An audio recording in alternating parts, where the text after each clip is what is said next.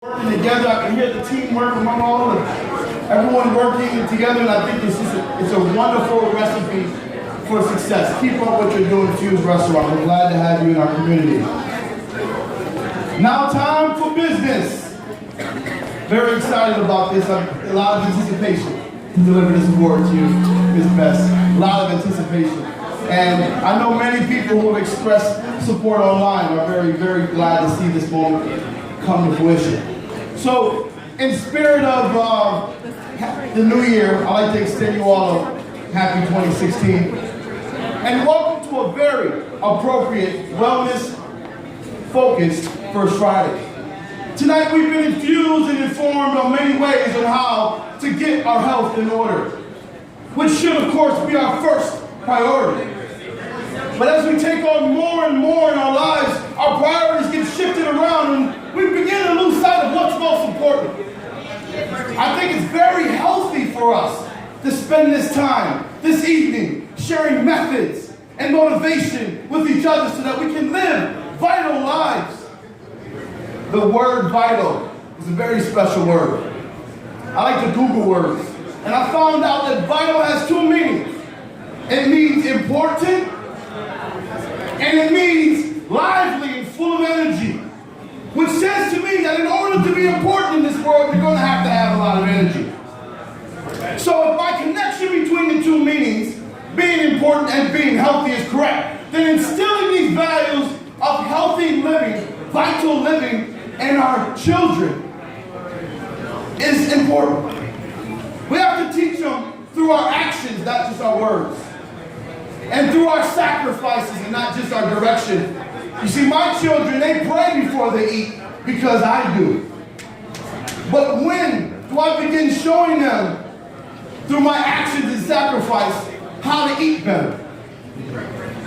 I, of course, want to thank Warren for partnering with me for this very special award, the Jackie Robinson Fortitude Award. Next month marks 2 years.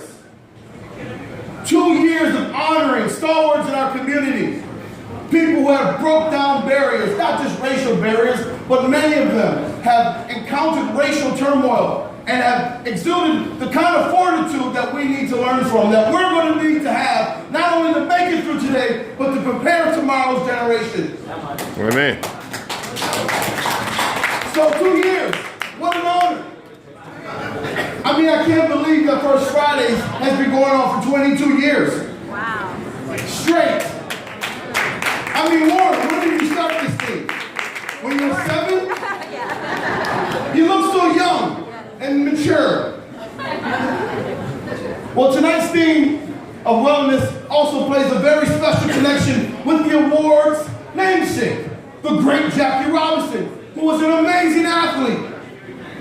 And many of you know, for athletes, their healthy is directly connected to their wealthy, right?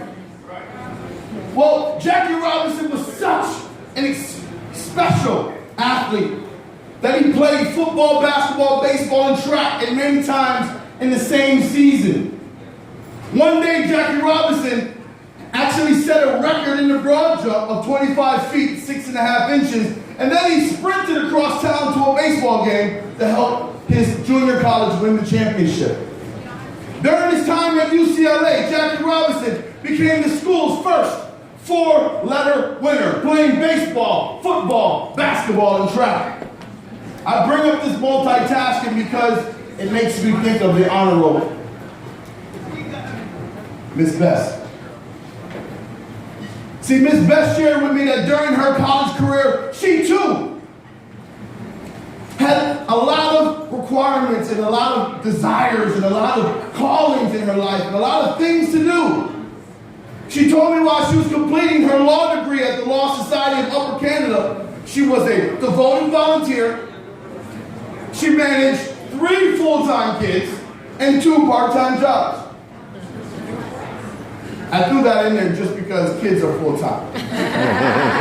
Just in case you thought I was coming up with something new and different. Like, what's that? Is your boss mom? What's that? No, it's full-time. I've got to go home and change some diapers. I already got the text message from my wife, so I know what that means. Full-time. So, She too, not only juggling all these things, she also had a very difficult work environment waiting for her. I asked her about volunteering. I said, why would you feel that would be a priority when there are so many very legitimate priorities, such as school and being a mother and going to work? And she told me that volunteering has just been and always been in her DNA. And it was always important, just as anything else that she had to do. And she continues to give in ways that we would never know. So, after graduating,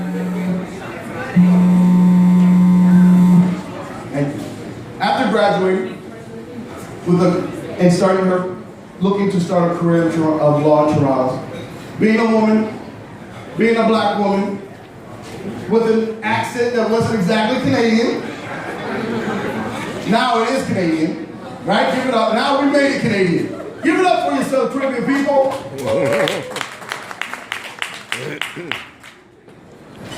The point is, this woman had all the odds stacked against her. But the tremendous amount of fortitude and self-worth that she had, she rose to the occasion and finished law school with an exceptional group of students, which had, in fact, the most graduates of African descent than any class before it. All right.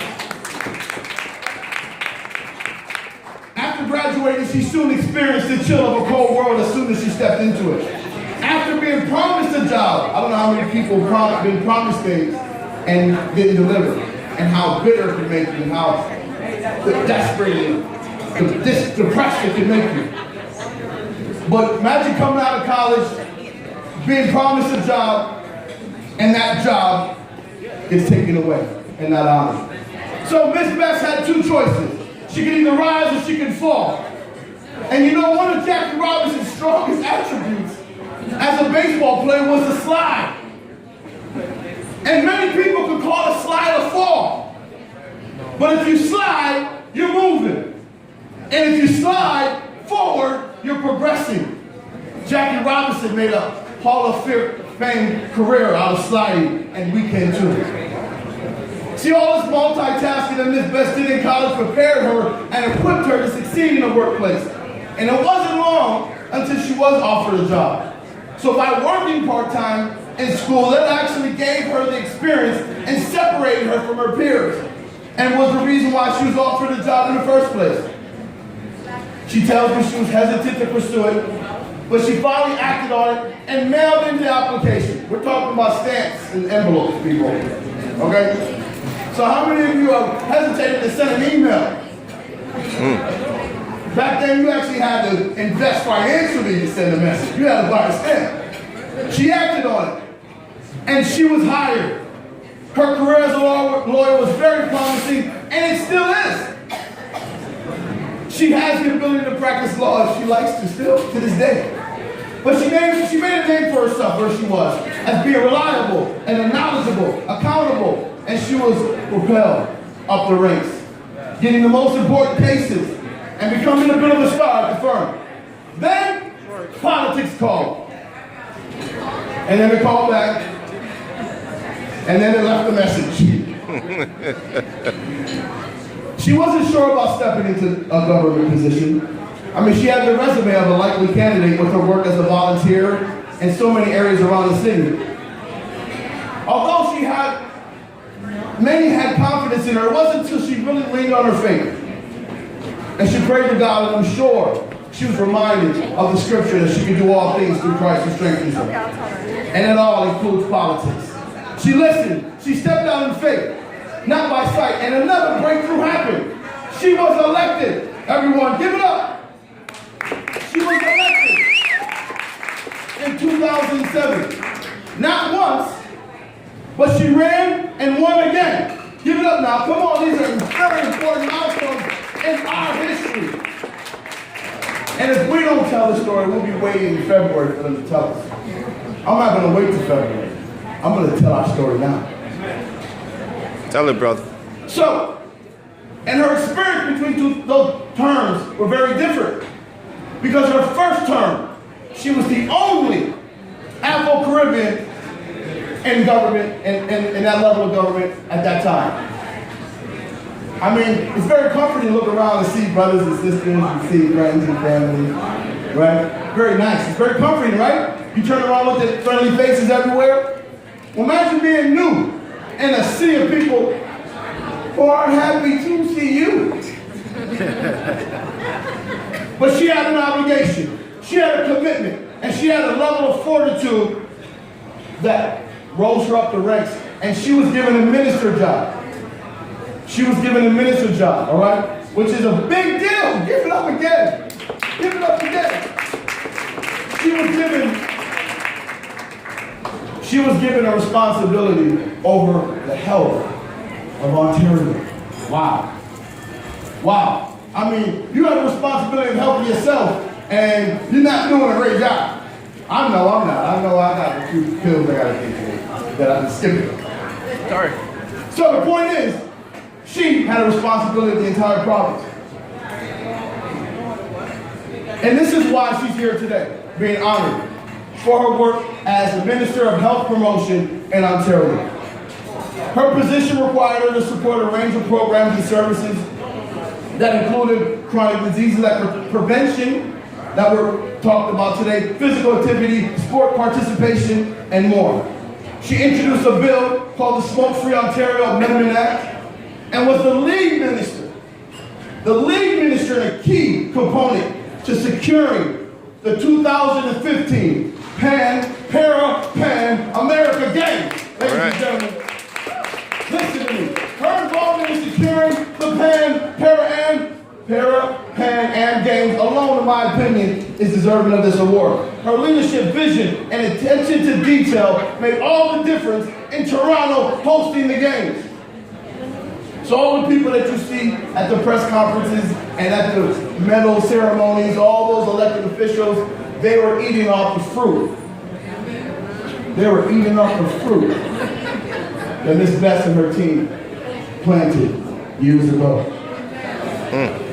She gives a lot of credit to her team. That was a collective effort. But just like Jackie Robinson had to stand out and carry the Brooklyn Dodgers, in my opinion, she performed like a Hall of Famer and led Ontario to victory. Give it up again. All right. For the legacy that she's left.